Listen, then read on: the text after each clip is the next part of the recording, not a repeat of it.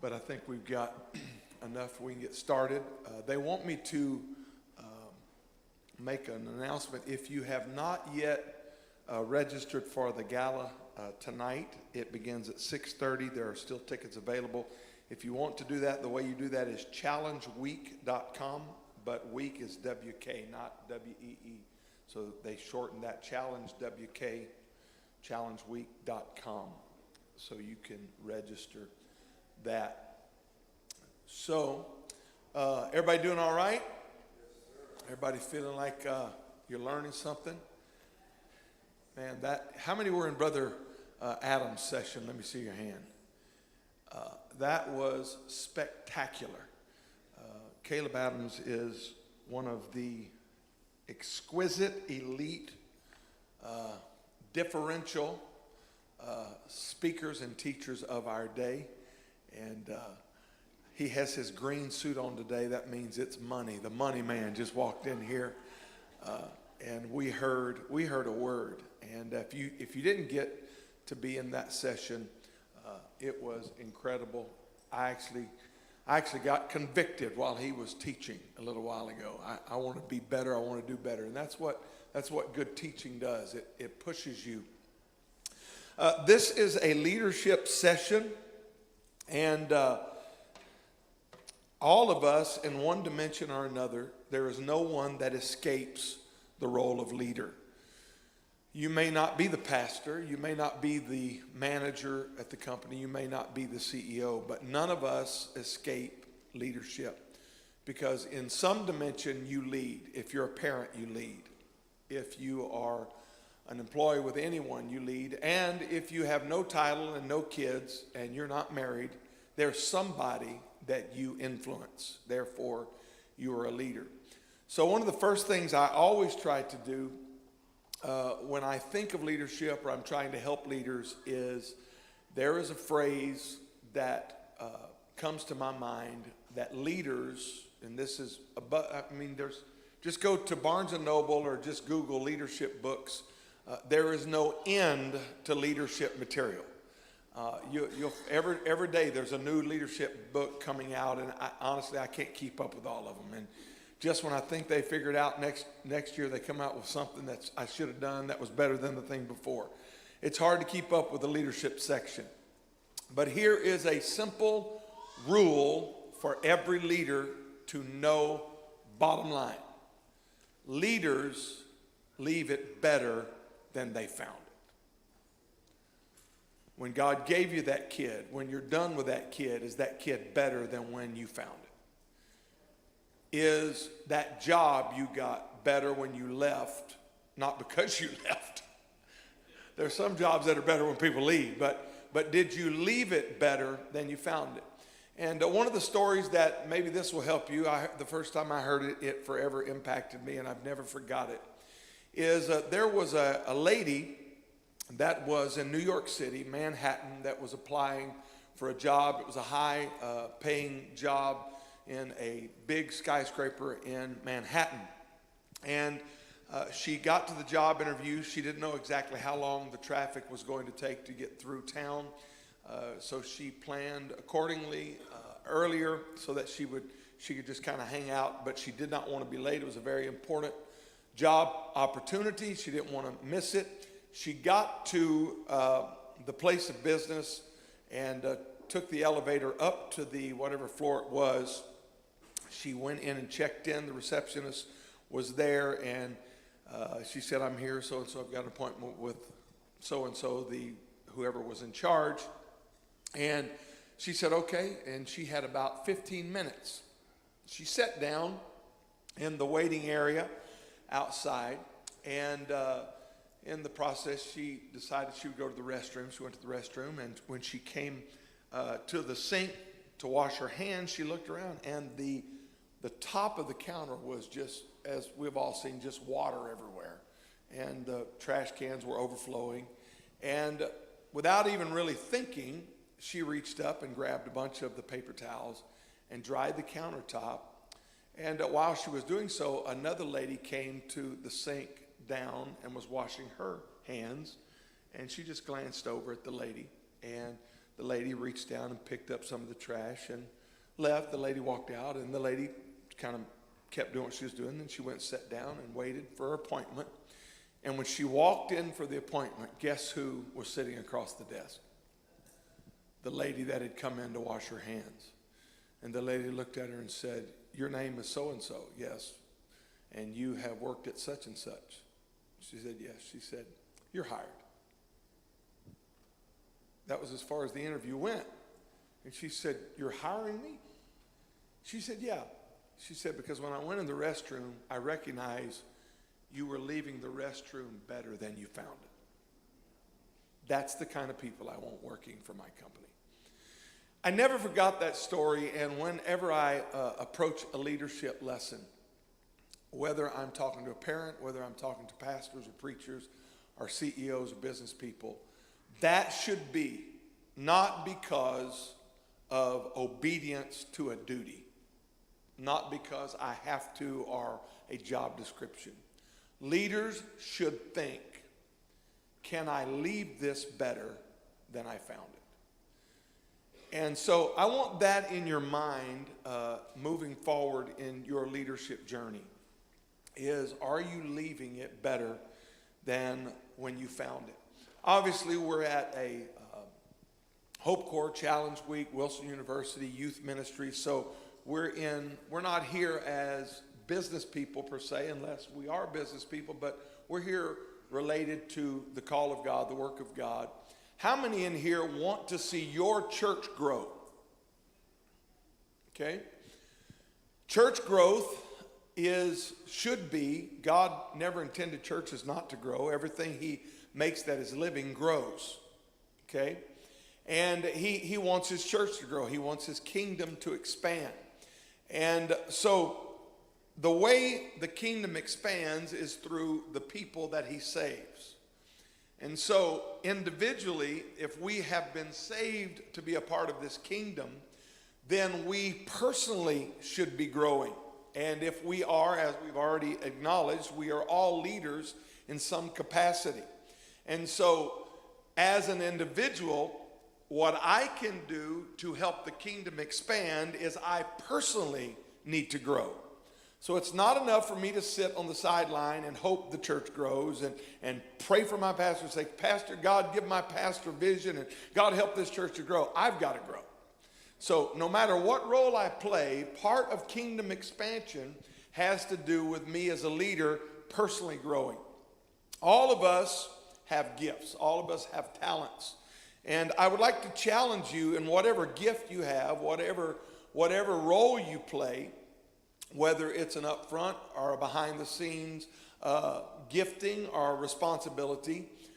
The best thing you can do is whatever your hands find to do with all your might, but don't just stop there. Increase your capacity.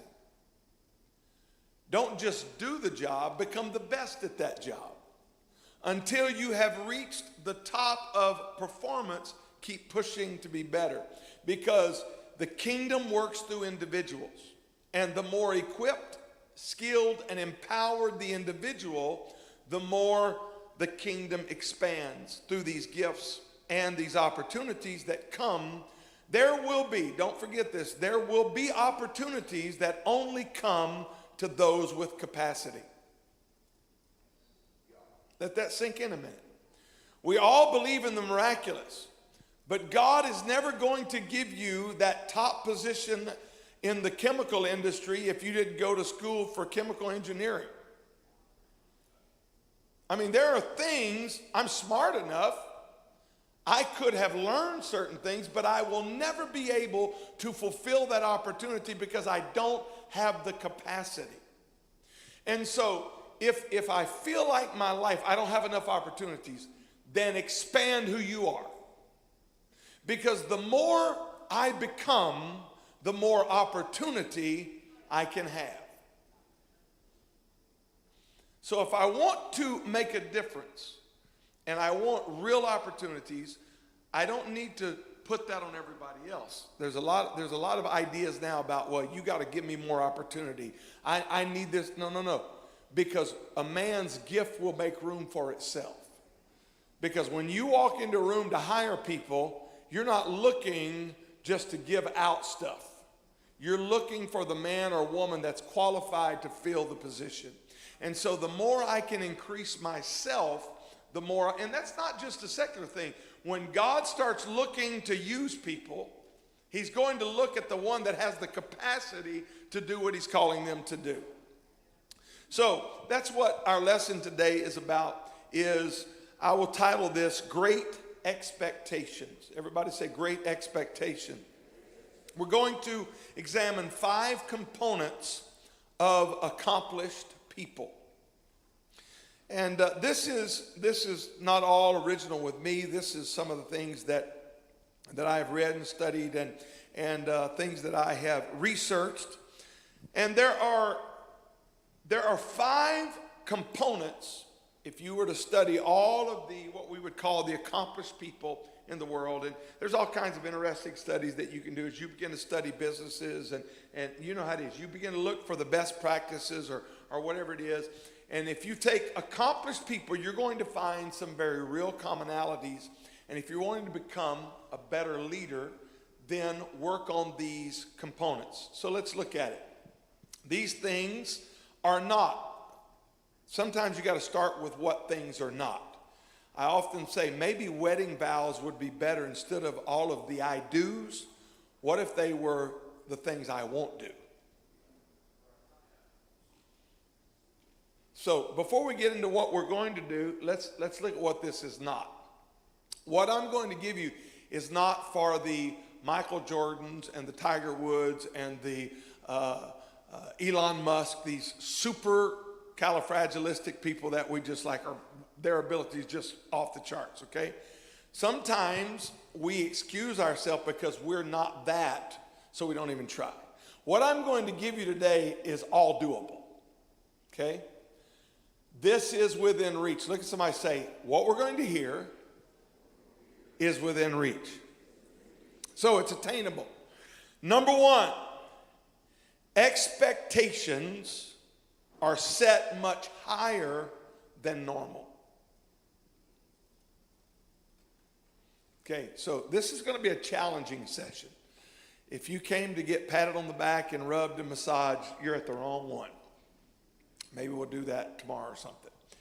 But if you're looking at accomplished people, one commonality is they set their expectations higher than normal. So what I want to challenge you to do is look at life when you leave Challenge Week. Look at who you are. It doesn't matter to me what it is, whether it's a husband, whether it's a wife, as a father. Just pick a role in your life or who you are as a pastor, preacher, whatever it may be. Look at yourself and ask yourself, what have I been expecting of me? Not of your church, not of your company, not of your wife, not of your kids. You. What am I expecting of myself? And then turn it up. If you want to be great, you got to turn the meter up. You cannot be satisfied with where you are. If you've scored 5, next game, let's score 7. If I scored 7, the third game, I'm going to score 10. Why? I'm always going to be turning the notch up. I want to be a better preacher next Sunday than I was last Sunday. I want to be a better Sunday school teacher a month from now than I was. Accomplished people that really get it done do not rest upon yesterday's success. I'm not talking about driving yourself crazy, but I'm talking about looking in the mirror and telling yourself, I got to expect more out of me. I've got to worship greater today than I did last week.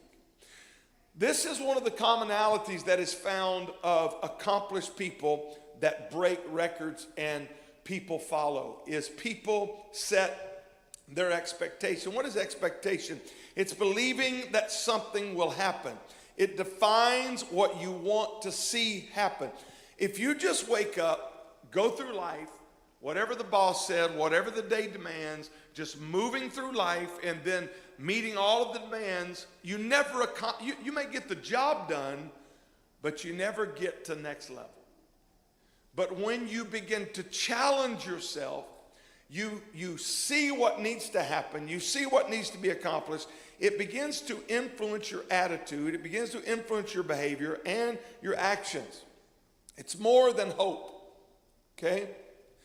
We've made hope like, man, I hope we get to go to Disneyland, or I hope we get to go to Gatlinburg, or I hope we get to go to Paris, France. It's like a wish. Well, I wish I could be a better leader. It takes more than that. Expectation is not a wish. Expectation is where you look at what could be and what needs to be or should be, and then you begin to act accordingly. Faith is the substance of things hoped for. Faith is not getting out on the limb like the TV preachers say and cutting the limb off, saying, I hope I don't fall, I hope I don't fall, I hope I don't fall. Or even saying, I will not fall, I will not fall, I will not fall. That's not faith, that's stupidity. The Bible says that faith is substance. It's not mental assent. It's not telling yourself you believe. I believe I'm going to get healed. It's like saying, I believe I'm going to lose 100 pounds. You can say you believe it all day, and you can look in the mirror and scream at yourself, and you're still not going to lose weight. Somewhere you got to do the substance and put the Twinkies down. Okay? You have to, there's more than wishing and hoping. There has to be expectation that moves to action. And if you do not raise the bar of expectation, the Bible says, Proverbs 23:18, for surely there is an end, and thine expectation shall not be cut off. Righteous people have expectations. And when you expect it and you act upon what you're expecting, when you're setting higher, you're requiring more of yourself. Just that little turn of thought, raise your expectation, will impact your action. Hope is great, but hope can be helpless. Hope deferred, the Bible said, maketh the heart sick. The man who expects nothing is never disappointed. There's going to be some things in your life that disappoint you. There's going to be some attempts to reach some things. How many have ever had a goal for something and you didn't get there? It's disappointing, right? But I would rather die trying than not trying. Because you can live life and never be disappointed. Don't expect anything. There's going to be things when they roll my casket down the middle aisle that I will be disappointed I didn't get done. We don't ever need to stop dreaming. We've got to keep expecting. The man who expects nothing is never disappointed. Our expectations become self-fulfilling and self-defeating prophecies. Somebody said this, expectation is lubricated by belief. There was a 2012 study called, it was done by the Springfield schools, and it was called High Expectation and Student Success. We just came from Brother Adams' class, so this will kind of dovetail. They took teachers and students and they determined, listen to this is a quote from the study, challenging students to reach expectations is the most essential. And it appears to be non-negotiable for student growth. Teachers that do not challenge, or teachers that do not challenge students for higher grades or more demanding things, their students perform less. You cannot achieve without challenging yourself to reach higher expectations. And the study proved that higher expectations result in enhanced performance. There was what was called the placebo effect. If you expect it to work, it will work. At the University of Turin in Italy, they did it at a dentist office. Patients were given morphine injections for 2 days. And there was 3 days of procedures. The first 2 days they were given morphine. This is a real study. The third day they were given saline instead of morphine and were told it was a more powerful morphine. And guess what happened? The placebo there was a higher pain tolerance, and it wasn't even morphine, because of expectancy. They took 12 Parkinson's patients in another study and told them that they would receive a new drug that was more expensive. The previous had been $100 per pill. This one was $1,200 per pill. They were told you would be given the more expensive drug. Guess what? The $1,200 pill was only saline. But the exact same product produced better results in the patients simply because of expectations. Higher expectations create better results. So raise your expectation of yourself. Number 2, the leader is not concerned as much about the details, but with changing the big picture. Now that's kind of the opposite. All of the managers just freaked out when I said that. You've heard this phrase, don't get caught in the weeds. I won't go, this is not a marriage counseling session, but how many, don't raise your hands, just kind of look straight forward. How many have ever gotten in an argument with your husband or wife over some stupid little thing? And if you could get away, or if you were watching another couple fight over that stupid thing, you would just be saying, they are so dumb. Like, they got in a knockdown drag out because he said, well, it was 11:35 and it was really 11:37. And she pointed out, and he gets ticked off, and and before long, they're fighting over the dumbest little thing. And all it was a little detail. Successful people learn to navigate past the weeds. Now, I'm not saying that details don't matter, but the devil is in the details. Okay? Sometimes, as leaders, we can get so caught up in the little stuff and paying attention to all the little junk that we lose. What's the saying? You've heard it. You can't see the forest far. We get so focused. I can take this little thing right here. I mean, this thing is, compared to the size of this room, this is tiny. But I can put it right here, and I can't see. And we can let little details in life, or our ministry, or our family, our kids, whatever it is, and we can get so messed up that we get focused on the little stuff. But real leaders learn to move past the weeds to see the bigger picture. Don't get bogged down in the stuff that really doesn't matter. What do I mean by that? I know people that get in knockdown drag-outs in business over the color of the letterhead,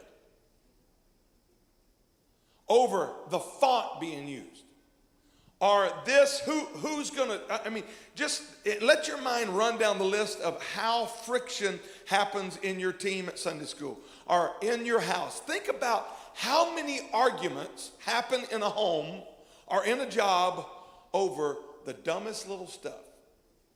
And when we get caught in all the little chords, we lose the big picture. And I know there's details that have to be worked out. But as a leader, I'm talking about as a leader has to get up above all of that and look at the big picture. Okay, so I do have concerns about this, and I do have concerns, but right now I'm so tangled up in the junk that could I breathe a little bit, get up above it, and figure out. It's like Brother Wilson used to teach. He said, you got this ball of yarn, it's all, and you're picking it and you're pulling. He said, if you could just get the end and just start pulling the end, it starts to straighten stuff out. So leaders that move to great accomplishment don't get lost in the weeds. Don't waste time fighting every little battle. It's going to impact production and expansion. So leaders don't lose themselves in the junk.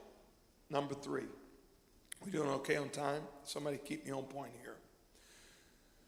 Leaders are unreasonably, this ties in with number one, unreasonably demanding of themselves.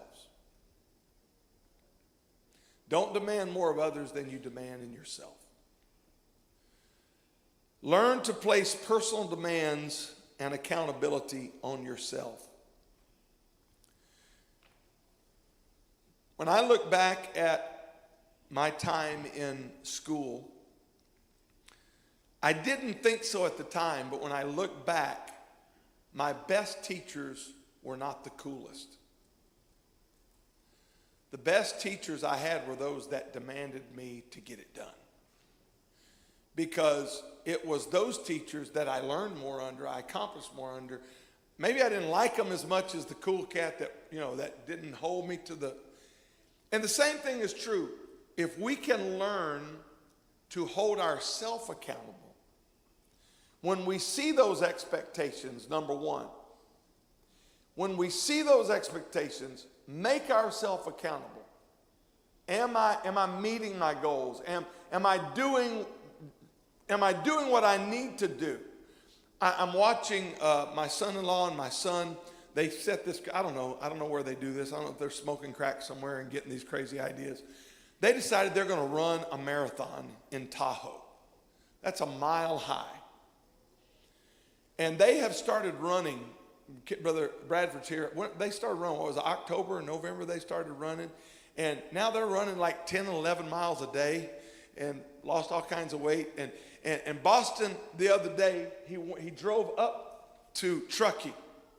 And you've heard of Donner Pass, where the Donner Party ate the dead people to survive. I don't know if you ever read that in history. Cannibal, they had to eat one another because they got stuck in a snowstorm back in the 1800s during the gold rush. And that pass is, it's straight up. And so Boston, in order, he's trying to, I think it's in October, the end of October, whenever the marathon is. And he knew it was going to be up there, but he's been running down in the Sacramento Valley. He's been running down there at sea level. But he's going to be running the marathon in Tahoe.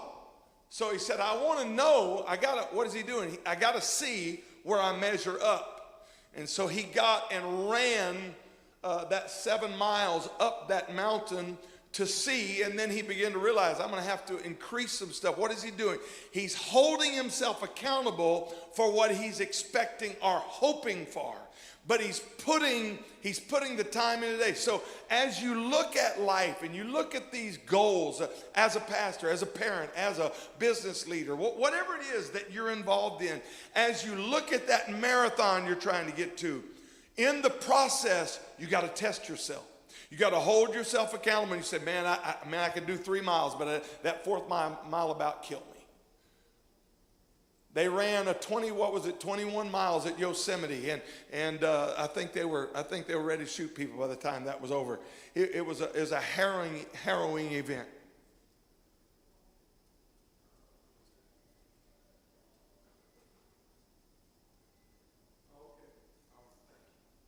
Thank you.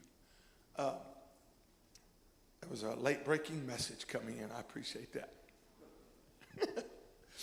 So, they were testing themselves as a leader.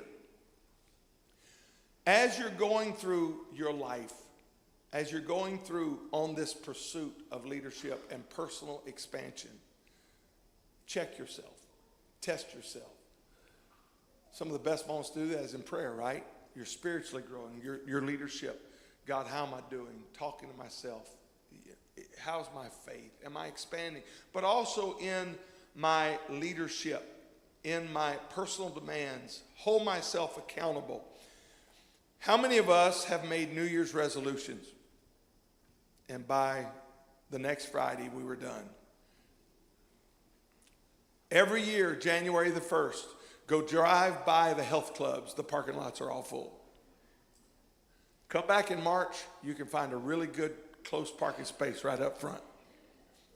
It's always funny. People's always trying to find the closest parking spot to the health club because they don't want to walk. But one of the reasons is I heard a guy say one time, he said, instead of making a New Year's resolution to lose 25 pounds, go get an accountability partner and make an agreement with them. Hold me accountable until I've lost 25 pounds. And he said the reason is because accountability helps you accomplish what you are hoping to achieve. So as a leader, leaders hold themselves to unreasonable demands for themselves. This is why athletes do very well when they're on the team and in competition. Think about how many hours, let's just pick an NFL game. What is an NFL game? 4 15-minute quarters. Okay, just do the math with me. Okay, so you're a running back. You're on the offensive team. Very few play offense and defense. So you've got 1 hour of competition, and you're the quarterback or you're the whatever wide receiver, what it is. You're an offensive player. And if you're on a good team, at most you're going to be on the field half of the game. So now you've got a 30-minute game. Let's say you're on the field half the game. But then if you're the quarterback, and how many of the plays are either punting or kicking field goals on fourth down if you didn't get the first down?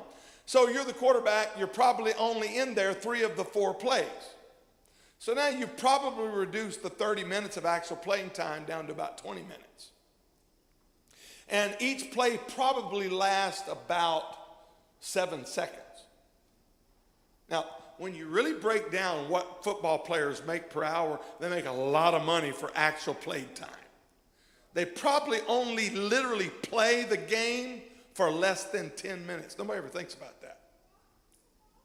That quarterback's probably only really playing for 10 minutes out of an hour game. But think about how much preparation, how many hours was he at practice with the team starting Monday morning? And then how about camp before the season starts? And think about how much personal time on the treadmill or lifting weights with the trainer. What's he doing? He is pushing himself for a 10-minute performance. And his body's strong and healthy, and he's eating right, and the coaches, they're screaming at him. But the moment he retires, have you ever seen some of these former NFL and NBA baseball players and basketball players and football players? You ever see them? These epitomes of strength and health that train for 10 minutes of performance. They've still got that appetite they had before, but they're no longer accountable because nobody's going to be watching. And as a result, their body, where they could run and perform, but after about 2 years, you watch them, their knees don't work quite as well, and their back's hurting because they've abused their body. But if they had maintained the workout, they would probably, but what happens, the accountability and the responsibility is taken away. So in our faith life or in our leadership life, don't stop holding yourself accountable. Number 4, there is in real leaders, breakout leaders, accomplished leaders, there is a progressive, everybody say progressive, escalation of expectation. Sorry, real leadership never gets satisfied. Because real leaders continue to push themselves. The better you perform, the more you expect. You become dissatisfied with lesser results. See, when you started to play golf, any golf players out there? How many's ever attempted to play golf? Yeah, and I see a lot. You had several of you raise your hand, but then you didn't have it up when I said how many play golf. When I first started playing golf, man, I wanted to break 100. And man, that was, if I could break 100, I'd be happy. I'd be playing with my friends, and they'd shoot a 95, and man, I'd get real close in that last hole. I'd triple bogey for another 103. And I thought to myself, if I could just break 100, and then I broke 100, you thought I'd been satisfied. But then I was like, no, I got to break 95. And then I broke 95. And then, man, if you'd have asked me 5 years before, Man, would you be happy to shoot? Man, I'd really be happy to shoot a 95. But now I shot 95. Now I want to shoot an 89. And then you break 90, and then you're like, I got to break 85. And then the goal becomes, I got to break 80. And then you shoot a 79, and then you go play with Kevin Bradford, and he shoots a 73. And you're like, sucker, I got to. You wish. I was playing golf one time with Brother Wilson and Bishop Adam Lopez. And Brother Lopez came up. He's a Mexican pastor in California. He was a great athlete when he was young. And he said, Brother Myles, today I don't care if I shoot 103 as long as you shoot 104.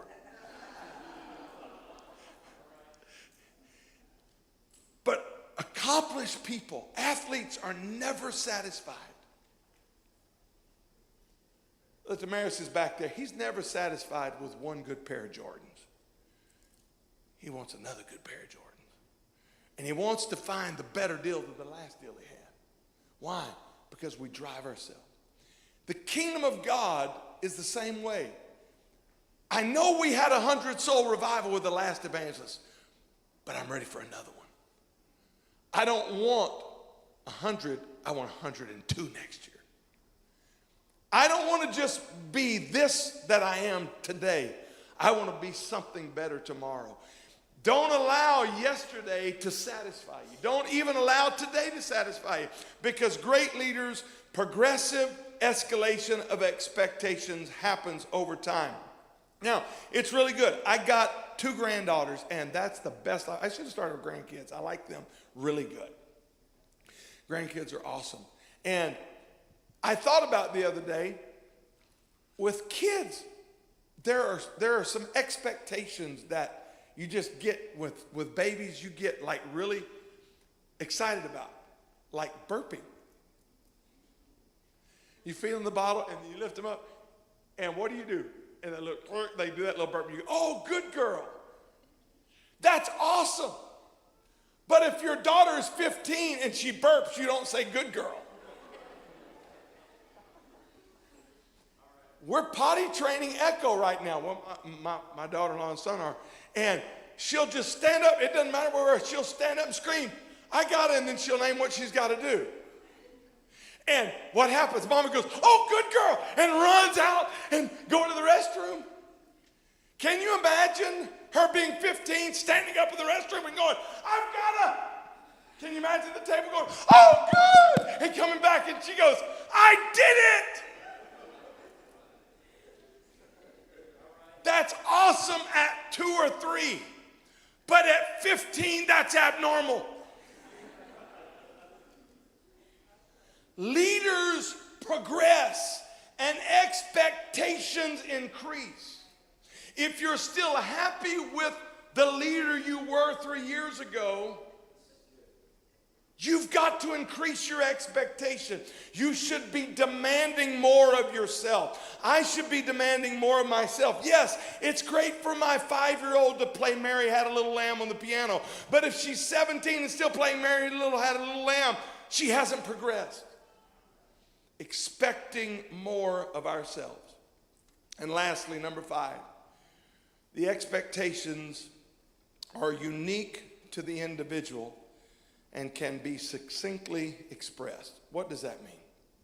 As they studied highly successful overachievers, one of the things they found is that each of these individuals, they had expectations of themselves that they could clearly articulate. In other words, they knew what they could do. They knew what they had to do. And they knew what to expect for themselves. They knew how they were going to do it, and they knew how they were going to get there. They knew how long it would take and what it would cost. And they knew what they had to work on in order to improve it. They had an expectation they were going to run that marathon. They knew how many hours a day they were going to have to run. They knew how, just think about it. Boston and Peyton, they get on the phone, and it's the goofiest thing. And I heard them do it. Talked night I sat at the table with Peyton and his dad, and they were talking about where they had run, how long it had taken them, and what their shoes were doing. They were talking about the shoes, the route. What are they doing? They were expecting. They are holding themselves accountable. They have learned in the process of preparation on their journey of expectation. They've already learned. Boston can tell you how fast he can run a mile, and then how long it's going to take over 10 miles or 11 miles. What are they doing? They've managed themselves. They're learning how many calories they can eat. They've learned how many calories. Boston will tell you, he wears a Whoop. He can tell you how many calories that Twinkie is going to do if I run this amount of time. And what are they doing? They are learning and are managing their expectation and their accountability. They succinctly can tell you how I'm going to get there. So what does that mean? We're not all going to run a marathon. If you see me run a marathon, somebody's chasing me. But what we all can do is we can get in the game of accountability, of expectation. Don't just sit back and think life's just going to happen. Well, I'd like to be the manager of so-and-so. Okay, how are you going to get there? Well, I'm going to have to increase this capacity. I'm going to have to increase this qualification. I'm going to have to get this certificate. What is it that you feel called to do? What is it you feel like you need to do? What is it that you can do? Whatever the goal is. Well, I want to get my doctorate degree. Okay, you need to reverse engineer that. It's going to take me this amount of years. It's going to take this amount of money. How are you going to get the money? Don't just keep leaving it out there in the ether somewhere. Accomplished people not only hold themselves accountable, but they know the process of how they're going to get there, and then they start the journey and they make it happen. They can tell you what they're expecting, and they can tell you how they're going to get there. Do you even know what you need? Well, I want to be a teacher. Okay, well, what's that look like? Don't just keep waiting around. You got to find it out. Well, I want to be a better Sunday school teacher. I want to be a better preacher. Okay, what are you doing to be a better preacher? Well, if I just pray, it's going to fall from it. No, it's not. I know people that pray a whole lot, but they're terrible preachers. Oh, was I not supposed to say that? That's like saying, well, I want to be a piano player, but you can't just keep hoping that the anointing's going to fall and you're gifted. I get so tired of people saying, well, he's just a gifted piano player. No, he worked his tail off. No good musician was just gifted of God. Sorry, not even Chopin and not even Mozart. They were kids. Yeah, they may have had great opportunities. They may have been savants, but somewhere they had to teach those little fingers to play. I don't care how gifted you are. Your hands didn't just form a G major seventh. You had to learn it. Chopin had to learn it. Mozart had to learn it. Somewhere you were running scales. Your finger, I don't care who you are. It's not just going to happen. Michael Jordan, greatest basketball player ever, probably he's the GOAT, but he had to learn to shoot a free throw. You're never going to walk to an altar and walk away supercalifragilistic leader. Sorry. You're never going to be that anointed. You're never going to talk in tongues so much that you become supernatural. You and I are going to have to work on us. We're going to have to increase our capacity. I don't care how anointed. Anointed is still flat if it's flat. Now, you may be anointed flat, but you're still flat. And nobody wants to hear a singer singing flat, even if you are anointed. We have to increase our leadership, and we have to learn and know how to get there. Do you know what you need? Do you know what you want? Do you know the path? Have you set a place, a path, a pattern to accomplish the thing that you want to accomplish? Do you know what your strengths are? That's not egotistical. How many know what you're good at? Let me see your hand. I'm not asking you to tell me, so I'm not asking you to brag. How many know what you're bad at? Well, that was a lot easier. Notice what we just did. We were real quick on what we know we're bad at. Okay? You need to know what you're good at and develop that. One of the things I try to tell people is, especially young people, is do you know what you're supposed to be? Do you know what you're called to be? See, I'm a little bit weird. I hear this term, I grew up in Pentecostal, so I hear this term, they're in full-time ministry. I think what people mean by that is they get their check for doing church stuff. But the reality is every person in this room is in full-time ministry. Because the moment, like Deuteronomy 26, the moment I bring of the first fruits of the land that God gave me, the moment it enters that basket like the Bible talked about, that becomes the full-time ministry. You say, well, I don't understand that. Well, let me explain it and then I'll be done. There should not be one person ever question tithing. Shouldn't be one person. Because it's one of the most simple revelations. Where did you get the breath you breathe from? Everybody say God. Where did you get your capacity to think from? Where did you get your body from? Who gives you the power to get wealth? That's the Bible. So my breath, my body, my muscles, my brain, everything I have, I got from God. Okay, I know I'm a self-made man. We love the Marlboro story. We all, boy, I did this. I pulled myself up my own bootstraps. You ever tried that? That's pretty hard. Yeah, you may have put your boots on, but somebody had to make the boots. Okay? The reality is we can't do anything without God. So everything I have is God's. At any moment, He's God. He could take my breath. He could take my body. He could take my job. He could take my money. It's really all His. And He's God. He could demand that every dollar I make that I bring to Him. He's God. And, oh, if you don't, I'm going to give you cancer. He could have done that. He's God. And I wouldn't have any argument. How am I going to argue? Can I box with God? I can't box with God. His arms are too long. Okay? But what He did is He made a provision. We call it tithing. So what He does is, honestly, I don't feel real spiritual when I'm digging ditches at 3 o'clock on Wednesday afternoon. It's not near as spiritual as praying in the altar. And then I go to church and some guy gets up and preaches and says, you need to give your all to Jesus. And I'm thinking, yeah, I'd love to, but I got to go to work tomorrow. And we got all the conviction, God, I want to serve you. And well, the Smiths are going to Zimbabwe as a missionary, but I got to go to work tomorrow. And we put the missionary on this, doing the work of God in full-time ministry. But I got to go to work. But here's what happens. God made this kingdom function this way, where you entered into a contract with the company you work for. I'll give you 40 hours a week, and you give me so much money. And so I get up, I go to work at 8:30. I get to work, and I work until 3:30 or whatever it is. And then I take that, and they say at the end of the week, okay, you gave us these hours, here's the check. The moment I take that and I separate, like the apostle taught, a prepared offering, and I bring that like Deuteronomy 26, and I put that in the basket, God accepts that first fruits as if it's the whole week.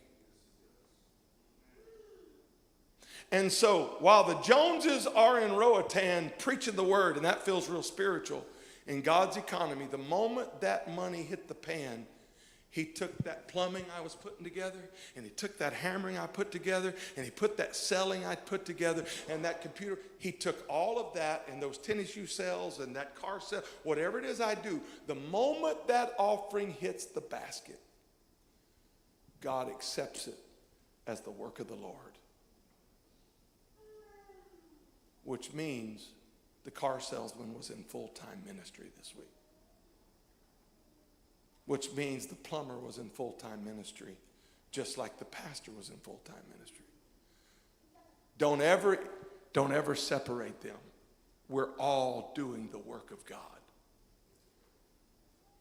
That's why you should never question tithing. And your work is as unto the Lord, as the scripture says. Which means your time in leadership development on your job becomes a spiritual thing. Because as I increase my sales ability, I increase my capacity to bless the kingdom.